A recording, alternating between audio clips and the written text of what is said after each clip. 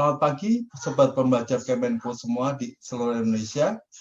Jumpa lagi sama saya, Oku Wibowo, dosen penilai PBB di PKN STAN. Hari ini kita akan belajar mengenai materi penilaian.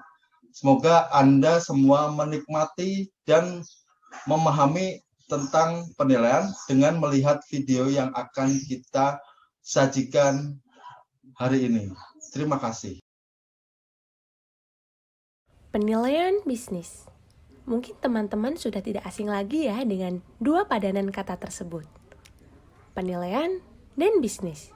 Namun, jika digabungkan, penilaian bisnis memiliki arti yang berbeda. Penilaian bisnis merupakan suatu tindakan atau proses untuk mengestimasikan nilai dari suatu perusahaan atau kepentingan kepemilikan di dalam perusahaan tersebut.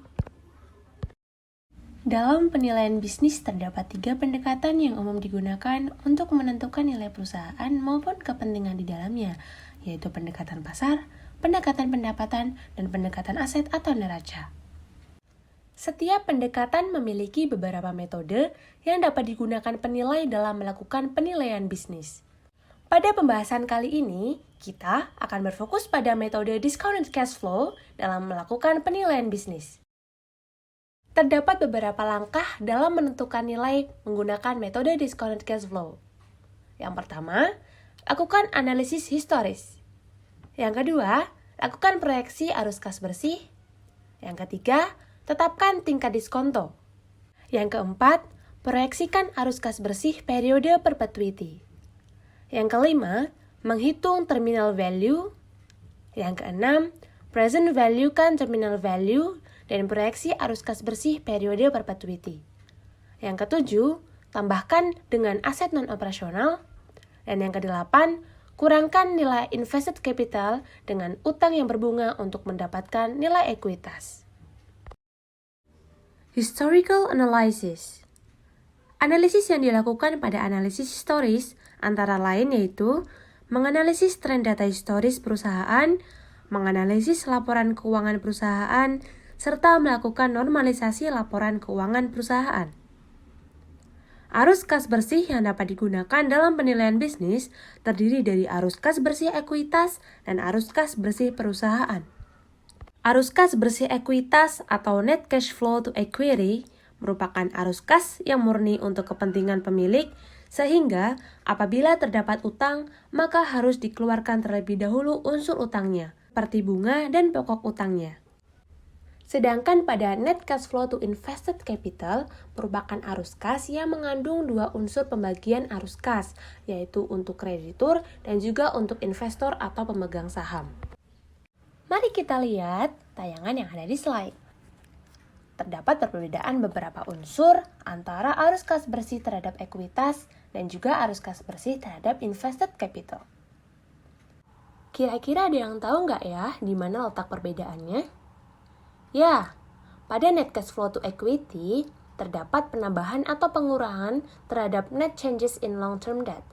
Apa sih itu net changes in long-term debt? Net changes in long-term debt merupakan perubahan terhadap utang jangka panjang yang terjadi pada tahun berikutnya dan tahun sebelumnya. Kemudian pada net cash flow to invested capital, terdapat unsur penambahan apabila terdapat interest expense yang sudah dikurangi dengan pajak. Oke, kita bahas gimana sih caranya net cash flow itu terbentuk. Net cash flow merupakan arus kas bersih yang berasal dari net income after tax yang ditambahkan dengan unsur non-cash expenses. Non-cash expenses ini merupakan depresiasi maupun amortisasi. Kemudian kita kurangkan dengan unsur capital expenditures. Dan selanjutnya kita tambahkan atau kurangkan dengan perubahan pada net working capital. Apabila terdapat penambahan net working capital, maka kita kurangkan. Sedangkan apabila terdapat pengurangan net working capital, maka kita tambahkan. Tingkat diskonto. Pemilihan tingkat diskonto yang digunakan harus disesuaikan dengan arus kas yang dipilih untuk didiskontokan. Apabila yang dipilih adalah arus kas untuk ekuitas, maka tingkat diskonto yang digunakan adalah biaya oportunitas ekuitas atau cost of equity. Sedangkan apabila yang dipilih adalah arus kas untuk kapital, maka yang digunakan adalah biaya kapital rata-rata tertimbang atau weighted average cost of capital. Tingkat diskonto juga harus mencerminkan tingkat risiko yang melekat dengan arus kas tersebut. Sebelumnya telah disinggung bahwa tingkat diskonto terdiri dari dua, yaitu tingkat diskonto untuk ekuitas dan juga tingkat diskonto untuk kapital. Pertama, kita akan bahas mengenai tingkat diskonto untuk ekuitas atau cost of equity. Cost of equity merupakan tingkat diskonto yang digunakan ketika arus kas yang dipilih adalah arus kas untuk ekuitas. Terdapat beberapa cara yang dapat digunakan untuk menentukan cost of equity, antara lain dengan menggunakan capital asset pricing model, menggunakan cost of equity preferred stock, dan yang terakhir menggunakan cost of equity common stock. Kali ini kita akan berfokus pada konsep CAPM atau Capital Asset Pricing Model.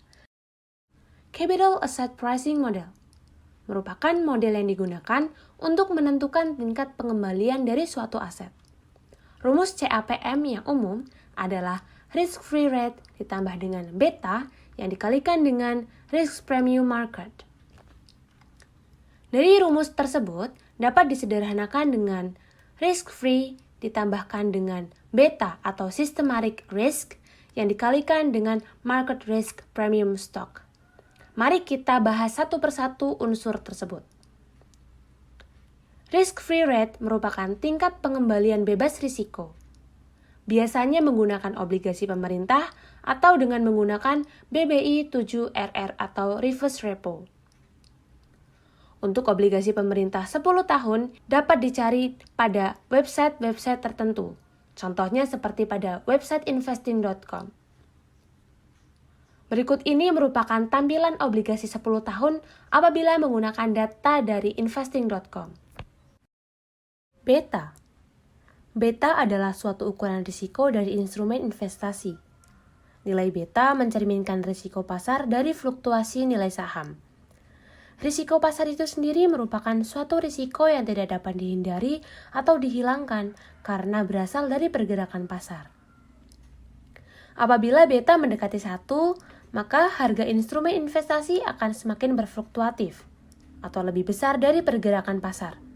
Sebaliknya, apabila beta mendekati 0, artinya pergerakan harga instrumen suatu saham akan lebih rendah dari pergerakan harga pasar. Dan apabila beta sama dengan 1, maka pergerakan harga instrumen suatu investasi akan sama dengan pergerakan harga pasar.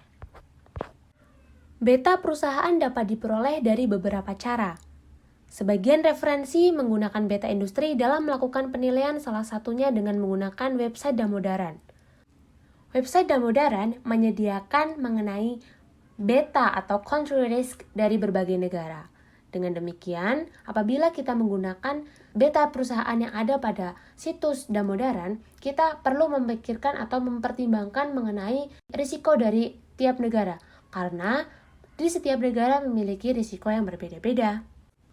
Selain dari Damodaran, beta industri juga dapat diperoleh dari situs pevindo.com yang sudah mengurangi atau sudah mengumpulkan beta-beta dari seluruh perusahaan yang masuk di Bursa Efek Indonesia.